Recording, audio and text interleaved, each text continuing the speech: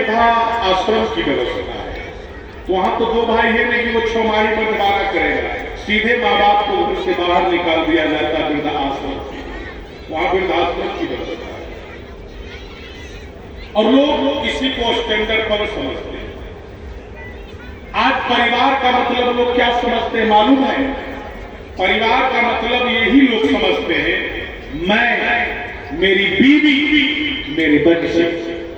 लोग इसी को परिवार समझते हैं। किसी भी आप आदमी से पूछिए तो वो आदमी कहेगा बस कन्हैया जी आपकी कृपा से बड़ा छोटा परिवार है, एक पत्नी है घर में और एक लड़का है और एक मैं, बस 3 ही आदमी। उस परिवार में वो ये नहीं बतलाता कि माँ है, पिता है, भाई है, ये सब नहीं जोड़ता है। परिवार में लोग कैसे बोलता है बस बड़ा छोटा फैमिली है और हम लोग अपना भागलपुर में शिफ्ट हो गए कन्हैया जी, किसी तरह का आप लोगों की दुआ से कोई दिक्कत नहीं है। इसी को लोग परिवार समझते। मैं, मेरी बीवी, मेरे बच्चे।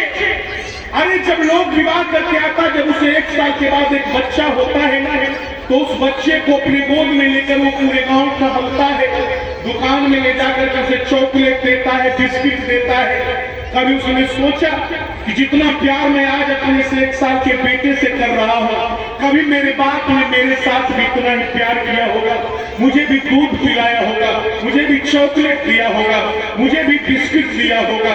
कभी तुमने सोचा?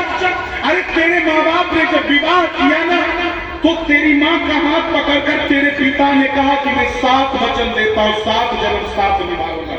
लेकिन हाय रे दुनिया, 7 जन्म क्या तुमने इसी जन्म में उनका साथ छोड़ दिया, साथ छोड़ा दिया।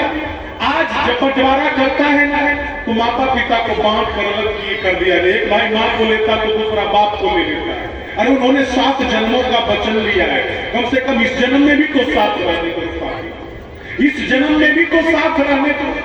लेकिन नहीं, लोग परिवार का मतलब यही समझता है मैं, मेरी बीवी, मेरे बच्चे। पहले जमाने में घर छोटा होता, घर छोटा होता, दरवाजे छोटे होते, खिड़कियां छोटी होती थी और उसमें रहने वाला परिवार लंबा होता। एक घर में 24-24 आदमी रहता था, 50-50 आदमी रहता था। एक महिला खाना बनाती थी ना, तो 20 आदमी खाना खाता था। लेकिन उसके बाद अब क्या होता है? अब घर बड़ा होता चला गया। अब छोटा घर आपको बहुत कम मिलेगा। पहले जमाने में घर छोटा होता था तो परिवार बड़ा होता, और अब घर बड़ा होता जा रहा, उसमें रहने वाला परिवार बड़ा छोटा होता जा रहा। जितना बड़ा घर आपको नजर आ जाए, समझ जाइएगा इसमें रहने वाला परिवार बड़ा छोटा होगा। कितना वो होगा? मैं, मेरी बीवी, मेरे बच्चे।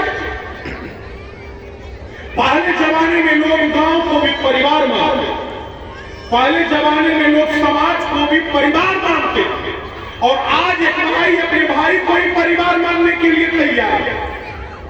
एक भाई को ही परिवार मानने के लिए तैयार है।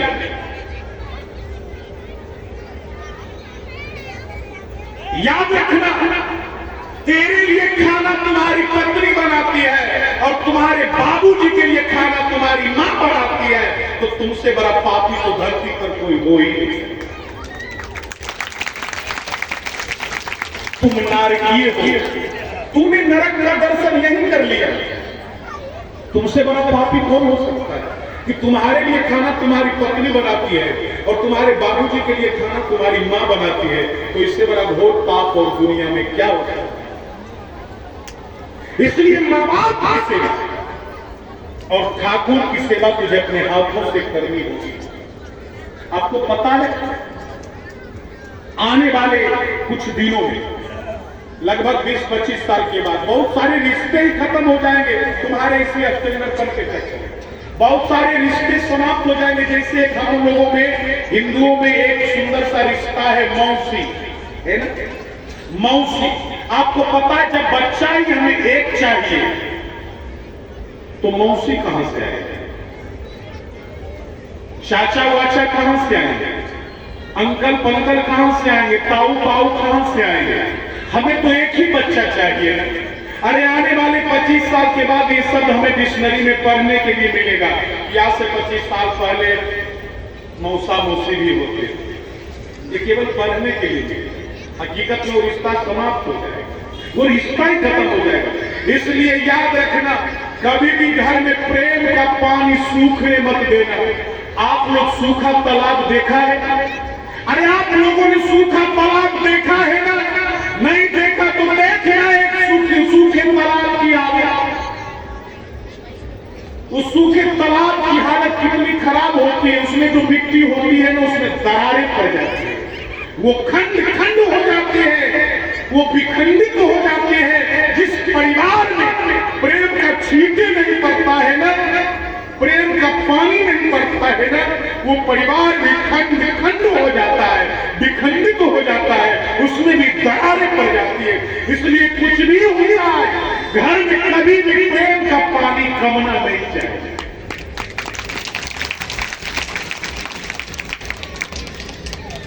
धर्म की शुरुआत, आप दो गोतनी हैं, आप लोग छल नहीं करते हैं। मेरे बेटे को छाली वाला दूध चला जाए और हमारे गोतनी के बेटे वाले को बिना छाली वाला दूध पड़ जाए। यही बात तो धीरे धीरे मोटापा में आता है, इसी से कलुषता बढ़ता है। अरे घर जाओ तो युगों को वो कहो, कोई अहंकार नहीं, कोई अहंकार नहीं। धर्म की शुरुआत न मंदिर से होती है, न मोमबत्ती से होती है। धर्म की शुरुआत